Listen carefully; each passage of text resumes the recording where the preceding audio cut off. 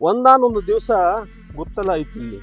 ಗುತ್ತಲ ರಾಜನ ಮಗನಿಗೆ ಹಾವು ಕಡಿದಾಗ ಆ ಗುತ್ತಲ ರಾಜನ ಮಗನ ಎಲ್ಲರೂ ವೈದ್ಯ ಆಯುರ್ವೇದಿಕ್ ವೈದ್ಯರು ಬಂದು ಔಷಧ ಕೊಟ್ಟರು. ಆ ಮಗ ಬದುಕಲಿಲ್ಲ, ಸತ್ತ.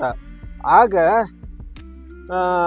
ಇಲ್ಲಿ ಚೌಡಯ್ಯನವ್ರು ಹೋಗಿ ಶರಣರು ಹೋಗಿ ಆ ಮಂತ್ರಿ ಹೇಳ್ತಾನೆ, ಗುತ್ತಲ ರಾಜನ ಮಂತ್ರಿ ಒಬ್ರು ಶರಣರು ಅದಾರ, ಅವ್ರು ಹೋದ್ರ ಅವ್ರನ್ನ ಕರ್ಕೊಂಬರ್ರಿ ಅಂದಾಗ ಅವ್ರು ಕರ್ಕೊಂಡು ಹೋದ್ರು. ಅಲ್ಲೇ ಇಲ್ಲಿದ್ದ ಗುತ್ತಲಕ್ಕೆ ಕರ್ಕೊಂಡು ಹೋದ್ಮೇಲೆ ಇವ್ರು ಯಾವ ಔಷಧ ಕೊಟ್ಟರು ಕೊಟ್ಟಂತಾಗ ಸತ್ತಂತ ಮಗ ಎದ್ದು ಕುಂತ. ಅದಕ್ಕೆ ಎಂಥ ಶರಣಪ್ಪ ನೀನು, ಇವತ್ತಿನಿಂದ ನನಗಿರೋ ಒಬ್ಬ ಮಗನ ಬದುಕಿಸಿದಿ. ಇವತ್ತಿನಿಂದ ಇದು ನಿನಗೆಲ್ಲ ಪೂರ್ವ ಪಶ್ಚಿಮ 7 ಮೈಲು, ಉತ್ತರ ದಕ್ಷಿಣ 14 ಮೈಲು ಆಸ್ತಿಯನ್ನು ನಿನ್ನ ಹೆಸರಲ್ಲಿ ಬರೆದಿಡ್ತೇನೆ ಅಂತಂದು ಬರೆದಿಟ್ರು. ಆವತ್ತಿನಿಂದ ಎಂಥ ಅದು ಆಸ್ತಿನ ಇವರು ಚೌಡಯ್ಯನವ್ರು ಇಟ್ಕೊಂಡಿಲ್ಲ. ನಾನು ದುಡ್ದಂಥ ಆಸ್ತಿ ಅಲ್ಲ, ಇದು ನನ್ನ ಗುರುಗಳಿಗೆ ಸಂಬಂಧಪಟ್ಟದ್ದು ಅಂತಂದು ಹೇಳಿ ಸ್ವಲ್ಪ ದಿವಸ ಇಟ್ಕೊಂಡಿದ್ರು. ಯಾರು? ಚೌಡಯ್ಯನವರು.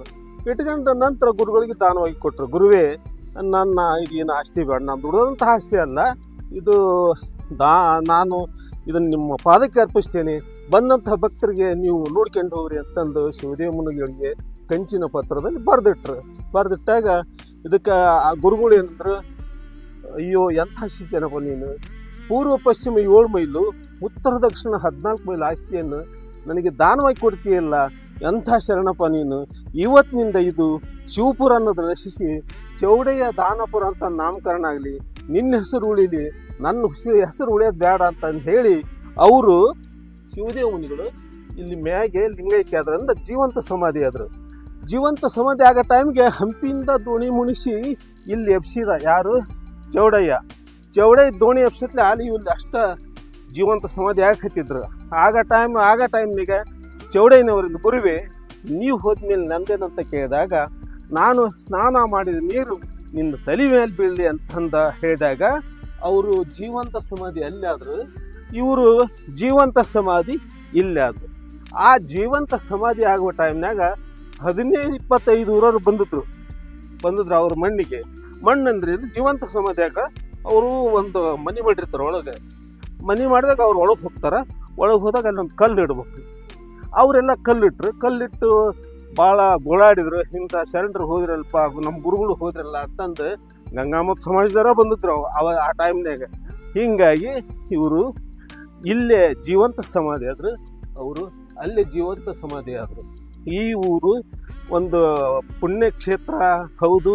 ಒಂದು ಶರಣರ ಇಲ್ಲೆಲ್ಲ ನಡೆದಾಡಿದಂಥ ಒಂದು ಶರಣರು ಇವರು. ಇಂಥ ಪುಣ್ಯಾತ್ಮರು ಆಮೇಲೆ ಇವ್ರ ಐಕ್ಯದಾಗ ಅಲ್ಲಿ ದೋಣಿ ಐತಿ, ದೋಣಿ ಮುಣಿಕ್ತ ಅಲ್ಲಿ ಲಿಂಗು ಐತಲ್ಲ, ಆ ಲಿಂಗು ದೋಣಿ ಮುಣಿಕ್ತು. ಅಲ್ಲಿ ವರ್ಷಕ್ಕೊಮ್ಮೆ ಹೋಗಿ ಪೂಜೆ ಮಾಡ್ಕೊಂತ ಬರ್ತಾರೆ. ಈದೇನೈತಲ್ಲ ಶರಣರ ಒಂದು ಕಲ್ಲು ಹುಟ್ಟಿದ ಸ್ಥಳ, ಚೌಡಯ್ಯ ಹುಟ್ಟಿದ ಸ್ಥಳ ಇವತ್ತು ಕಣ್ಣಿಗೆ ಕಾಣ್ತೈತೆ. ಅದು ಈ ಸಲ ಮಳೆ ಆಗಿಲ್ದಕ್ಕೆ ನೀರು ಇಲ್ದಕ್ಕೆ ಇವತ್ತು ಅದು ಪುಣ್ಯ ಮಾಡಿ ಇವತ್ತು ನೋಡ್ಬೋದು ಯಾರಾದ್ರೂ ಅದನ್ನ. ಅದಕ್ಕೆ ಇಲ್ಲೇ ಹುಟ್ಟಿದ್ದವುದು ಇವತ್ತು ಕಾಣ್ತೈತಿ. ಅದು ಇಷ್ಟು ದಿವಸ ಕಾಣ್ತದಿಲ್ಲ. ಅದು ಇವತ್ತು ಅವು ಯಾರಾದರೂ ಬಂದ್ರೆ ಅದು ನೋಡಲಿಕ್ಕೆ ಒಂದು ಒಳ್ಳೆ ಇವತ್ತು ಸ್ಥಳ ಅದು. ಅಜರ ಜಾತ್ರೆ ಯಾವ ದಿನದಿಂದ ಆಗ್ತೈತ್ರಿ ಇಲ್ಲಿದು? ಜನವರಿ 14 ಅಂದ್ರೆ 14-15 ಕೂಡ ಆಗ್ತೈತಿ. ಅವ್ರು ಹುಟ್ಟಿದ್ದು ಜನವರಿ 14. ಸೂರ್ಯ ಉದಯ ಆಗೋ ಟೈಮ್ಗೆ ಹುಟ್ಟು, ಸೂರ್ಯ ಉದಯ ಜನವರಿ 14 ಸೂರ್ಯ ಉದಯ ಆಗೋ ಟೈಮ್ಗೆ ಐಕ್ಯ, ಹುಟ್ಟು ಸಾವು ಎರಡು ಇಲ್ಲೇ ಅಂಬಿಗರ ಜಾತ್ರೆ ಅಂತ ಹೇಳಿದ್ರಲ್ಲ ನೀವು. ಜಾತ್ರೆ ಯಾವ ತರ ಆಗ್ತದೆ ಇಲ್ಲಿ ಕುಂಭಾಭಿಷೇಕ ಆಗ್ತೈತಿ. ಆಮೇಲೆ ಭಾಳ ಚಲೋ ಆಗ್ತದ್ರಿ ಜಾತ್ರೆ. ಇಲ್ಲೇ ಕುಂಭಾಭಿಷೇಕ ಮಾಡೋರು. ಆಮೇಲೆ ಎಲ್ಲ ಜಾತಿಯ ಸಮಾಜದವರು ಬಂದು ಗಂಗಾ ತಾಯಿ ದರ್ಶನ ತಗೊಂಡು, ಚೌಡಯ್ಯನ ದರ್ಶನ ತಗೊಂಡು ಮ್ಯಾಗ ಹತ್ತಿ ಮುಕ್ತೇಶ್ವರಕ್ಕೆ ಹೋಗಿ ಅಲ್ಲೇ ದರ್ಶನ ತಗೊಂಡು, ವೀರಭದ್ರ ದೇವರ ದರ್ಶನ ತಗೊಂಡು ಇಲ್ಲೆಲ್ಲ ಹೊಳಿ ದಂಡೆಯಲ್ಲಿ ಕೂತು ಊಟ ಗೀಟ ಮಾಡಿ, ಸ್ನಾನ ಮಾಡಿ, ಊಟ ಗೀಟ ಮಾಡಿ ಸಂತೋಷದಿಂದ ಹೋಗ್ತಾರೆ. ಅಂದಾಜು ಎಷ್ಟು ಜನ ಸೇರ್ತಾರ್ರಿ ಜಾತ್ರೆಗೆ? 2 ಲಕ್ಷ 3 ಲಕ್ಷ ಜನ ಸೇರ್ಬೋದು.